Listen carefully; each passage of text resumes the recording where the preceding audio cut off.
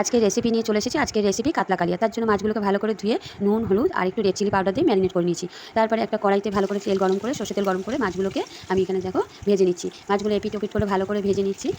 দেখো প্রথমে ভেজে নিয়েছি 4 পিস, তারপরে আবার 4 পিস করে আমি মাছগুলো ভেজে নিচ্ছি। অপরদিকে একটা কড়াইতে আমি পেঁয়াজ কুচি দিয়ে একটা বেরেস্তা তৈরি করে নিচ্ছি। আর এই বেরেস্তাটা ভালো করে ঠান্ডা করে মিক্সার গ্রাইন্ডারে কিশমিশ দিয়ে একটা ভালো পেস্ট তৈরি করে নেবো। এবার ওই তেলের মধ্যে দিয়ে দিলাম গোটা এলাচ, শুকনো লঙ্কা, দারচিনি আর দুটো তেজপাতা ফোড়ন দিয়ে ভালো করে নেড়ে চেড়ে এর মধ্যে দিয়ে দিচ্ছি আদা আর কাঁচা লঙ্কার একটা পেস্ট। খুব বেশি দেবে না, অল্প করেই দিলাম।